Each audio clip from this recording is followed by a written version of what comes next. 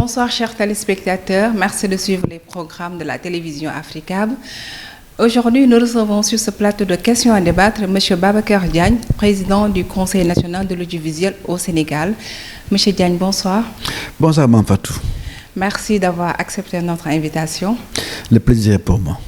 Babacar Diagne, un homme respecté et connu dans le milieu de l'audiovisuel au Sénégal, en Afrique et francophone et même au-delà, de la compétence, du charisme, du leadership et de l'expérience. M. Babacar Diagne n'en manque pas. Il a obtenu beaucoup de diplômes et a occupé plusieurs postes: reporter, éditeur en chef, directeur des services de la télévision nationale pendant 10 ans, ambassadeur aux États-Unis et en Gambie. M. Diagne, est-ce que cette petite présentation reflète votre parcours ou vous avez quelque chose à ajouter à l'endroit de nos téléspectateurs? Non, mais bon, une présentation n'est jamais exhaustive. Mais je peux ajouter que j'ai été conseiller spécial chargé de la communication à la présidence de la République pendant plus de 4 ans et que j'ai exercé des fonctions à l'international, notamment au Gabon, où j'ai dirigé une boîte de communication. Oui. Monsieur Diagne, vous avez un riche parcours dans la presse, la diplomatie. Aujourd'hui, si on devait faire un bilan de votre parcours, quel serait le sentiment qui vous anime? Je vais vous surprendre. C'est vrai, vous l'avez dit, j'étais directeur général, après avoir été rédacteur en chef. J'ai été conseiller à la présidence. J'ai été ambassadeur dans 2 pays très importants pour le Sénégal. Pourtant, je ne dis même pas moi, mais les Sénégalais ne retiennent que Babacar Diagne qui a présenté des émissions à la télévision. J'ai présenté une émission qui s'appelait TGP. Et aujourd'hui, je suis identifié à TGP. Je vais vous raconter une anecdote. Quand j'étais ambassadeur aux États-Unis, il y avait un Sénégalais qui avait quelques problèmes psychiatriques, qui venait devant l'ambassade, qui rôdait là. Il rôdait devant l'ambassade depuis des années. Et quand je suis venu un jour, alors qu'il ne parlait jamais à personne, j'étais devant l'ambassade, il est venu me dire « Je vous connais ». Les gens étaient surpris de voir qu'il me parlait. J'ai dit « Ah bon ?» Il me dit « Oui, je vous connais ». Il dit « Je suis qui ?» Il dit « Vous êtes Babacar Diagne, TGP. » Donc cela veut dire que moi je ne retiens que cela, mon passage en tant que professionnel de l'audiovisuel à la RTS, c'est tout. D'accord. Alors, quelle est la fonction qui vous a le plus marqué? Si c'était à refaire, auriez-vous travaillé de la même manière ou différemment? J'avoue que les 4 ans et quelques que j'ai fait comme ambassadeur aux États-Unis m'ont beaucoup marqué. D'abord, j'ai pu travailler et connaître des personnalités extrêmement importantes. J'ai pu jouer un rôle très important pour mon pays, le Sénégal. Comme vous le savez, Washington, c'est la Banque mondiale, c'est le SAID, c'est le FMI, c'est les questions de sécurité, c'est le pays le plus important au monde. Et il représentait son pays pendant 4 longues années avec 2 présidents des États-Unis. C'était quelque chose d'extrêmement important et qui, ces années-là, m'ont marqué quand même. Parce que j'étais aussi le coordonnateur des ambassadeurs de l'Afrique de l'Ouest pendant toutes ces années-là.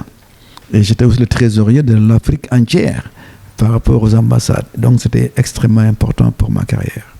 D'accord. Monsieur Diagne, une question d'actualité. Récemment, le Sénégal a abrité les 50e assises de l'Union internationale de la presse francophone autour du thème médias, paix, sécurité. Quelle analyse faites-vous de ce thème? Aujourd'hui, les questions de sécurité sont extrêmement importantes. Et nous vivons dans une zone malheureusement proche, contiguë au Sahel. Cela veut dire qu'aujourd'hui, nous serons même presque, je ne sais pas, nous sommes en danger en tout cas d'être affectés par les questions que l'on va arriver au Sahel. Nous avons une très grande frontière avec le Mali et je pense que sans la sécurité, il n'y a pas de développement. Sans la paix, il n'y a pas de développement. Et je pense que traiter d'un thème pareil me paraît aujourd'hui extrêmement pertinent. D'accord.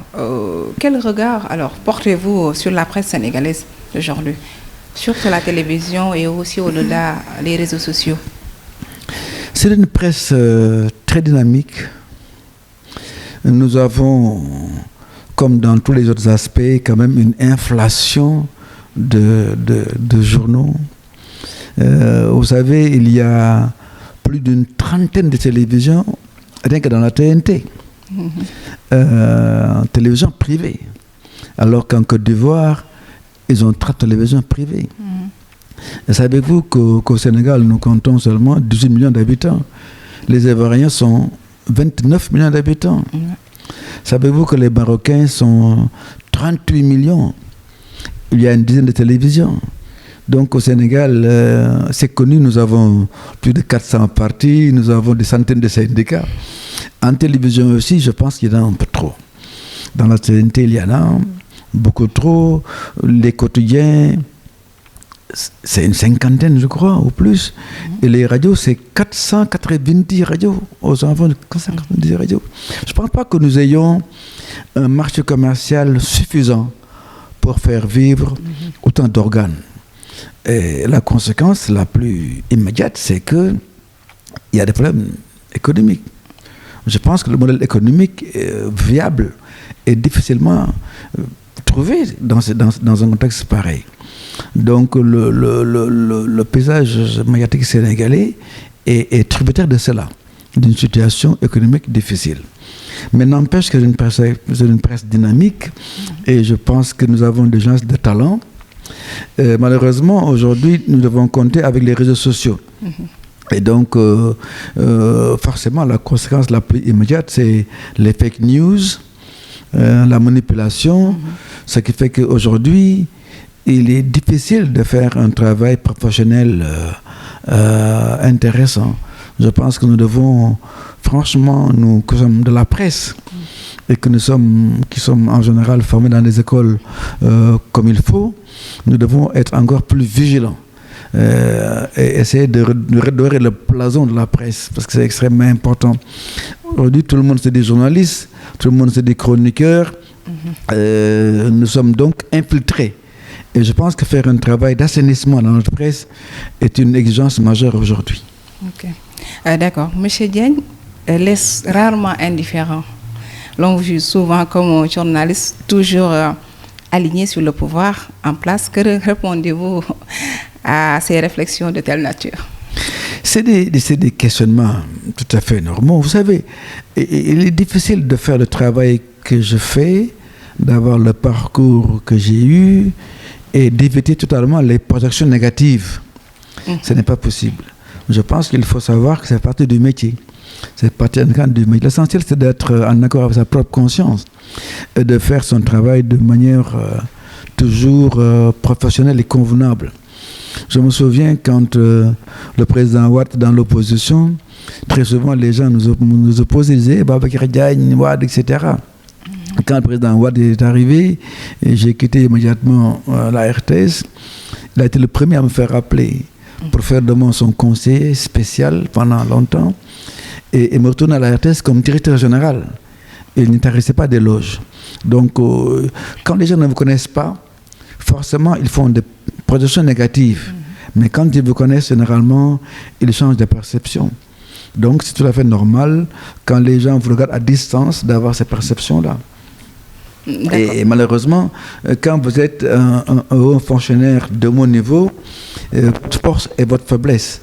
Votre force est la réserve, la retenue, mais c'est en même temps votre faiblesse. Vous ne pouvez pas, malheureusement, vous mettre à vous expliquer tout le temps. Ça devient une faiblesse. Mais c'est une force. Je pense qu'un haut fonctionnaire, tel que je l'ai été, doit avoir de la réserve. Et surtout penser qu'il ne peut pas éviter les projections négatives. D'accord. Monsieur Diagne, vous dirigez le CNRA depuis quelques années. Disposez-vous des moyens de votre mission vu le caractère sensible de votre fonction? Par exemple, les moyens de contrôle et de supervision? Bon, il faut le dire, on n'a jamais assez de moyens. Nous sommes quand même dans des pays en développement, donc on n'a jamais assez de moyens. J'ai un service de monitoring assez conséquent.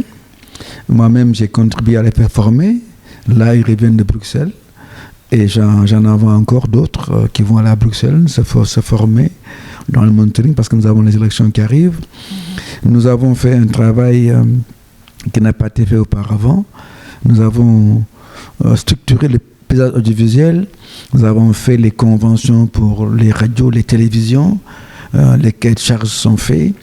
Il y a un travail qui a été fait et qui n'a pas été fait auparavant Nous avons pris 5 années pour le faire. Comme vous le savez, j'ai eu des responsabilités au plan africain. Et nous avons également aidé au niveau africain à parfaire les textes. Parce qu'une des exigences majeures au niveau de la plateforme des régulateurs de l'Afrique de l'Ouest, c'est harmoniser les textes. Et nous avons beaucoup travaillé sur cette harmonisation. Mon directeur de cabinet, qui est un juriste, et un peu le coordonnateur du groupe des experts au plan du droit que nous avons. Et nous avons beaucoup travaillé en Afrique. Et aujourd'hui, je suis le vice-président du RAFRAM, qui est la plateforme des régulateurs francophones au monde, les 30 pays au monde qui sont francophones. Et là encore, nous travaillons beaucoup sur les réseaux sociaux. Comme vous le savez, il est difficile de combattre les fléaux qui proviennent des réseaux sociaux à l'échelle d'un pays. Il faut les combattre à l'échelle internationale.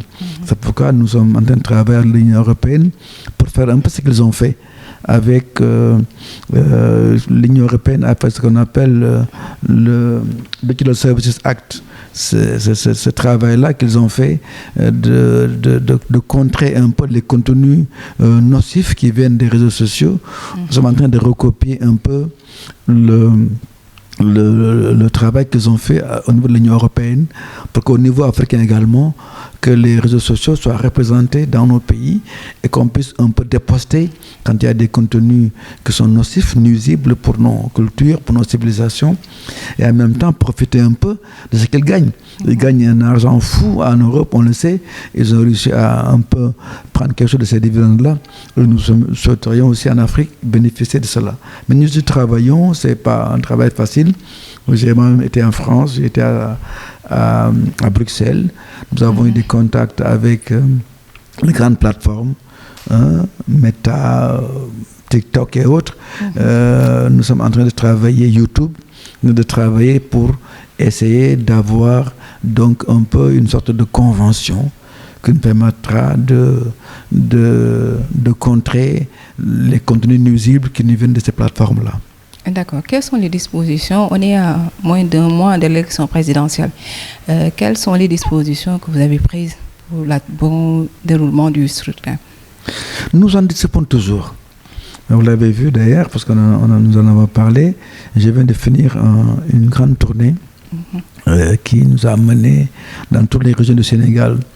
Parce qu'il faut préparer les correspondants, les différents reporters, parce que notre travail peut amener quand même des problèmes extrêmement graves. Et nous avons tenu à préparer les journalistes, à les armer par rapport au texte, à ce qui est permis, à ce qui n'est pas permis. Comme vous le savez, la campagne dure 3 semaines, mais la veille de l'élection, il n'y a pas campagne. Le jour de l'élection, il n'y a pas campagne. Et très souvent, les jeunes reporters font des erreurs graves qui peuvent mettre le feu aux poudres.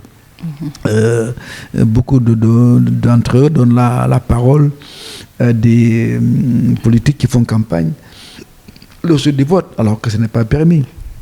Et le plus grave, beaucoup, le jour de l'élection, le jour du vote, vont prendre des résultats à partir des états-majors politiques. Vous savez que les hommes politiques pullulent dans les centres de vote. Et c'est très dangereux d'aller vers eux, de prendre des résultats. Et il faut les prendre dans les endroits requis. Parce qu'il y a la Sénat, il y a les SEDA. C'est là qu'il faut les prendre, où les résultats affichés. Donc c'est tout un ensemble d'attitudes, de comportements professionnels qu'il faut avoir, que nous sommes allés, je n'allais pas dire enseigner, mais en tout cas nous avons partagé avec nos jeunes confrères sur cela pendant 3 semaines. Ce sont des dispositions importantes. Je vous ai parlé de nos salles de monitoring. J'ai professionnalisé davantage les hommes qui sont préposés à ces tâches-là. Et nous pensons que nous sommes prêts vraiment pour l'élection présidentielle. Hélas, j'entends parler de plus de 20 candidats. Ça, nous avons la peau au ventre par rapport à ce nombre-là. Nous espérons qu'il y aura un nombre moins important parce que c'est quand même trop de travail. D'ailleurs, nous sommes en période de pré-campagne. C'est quoi exactement? Alors la pré-campagne, j'ai fait de la grammaire avec quelques reporters qui sont venus, je leur ai dit la campagne déguisée, D est un préfixe de négation, déguisé, donc c'est sortir de sa guise, sortir de la bonne manière, de sa manière d'être. Donc la campagne déguisée ne vise pas les politiques. La campagne déguisée vise un peu ces marabouts-là, ces sportifs, ces animateurs-là, qui entrent dans le milieu politique et prennent des positions, expriment des soutiens. C'est ça qui est dit en temps de campagne. Ou bien un homme politique qui est en tournée, même si c'est une tournée économique, et qui en profite pour récolter des soutiens politiques. C'est ça qui est interdit. Mais la campagne déguisée ne vise pas les politiques. J'ai dit aux journalistes qu'ils peuvent continuer à faire leur débat, continuer à faire des invités, mais ce que j'aborde le plus, c'est des animateurs qui font des émissions de musique, qui se mettent à dire « oui, nous soutenons tel candidat, tel autre ». On entend souvent. Heureusement, récemment, j'ai entendu un patron de médias, un patron de programme dans une grande chaîne de télévision appeler en direct un animateur pour lui dire non, mais arrêtez, le CNRA n'aime pas ça. Et j'ai beaucoup apprécié cela.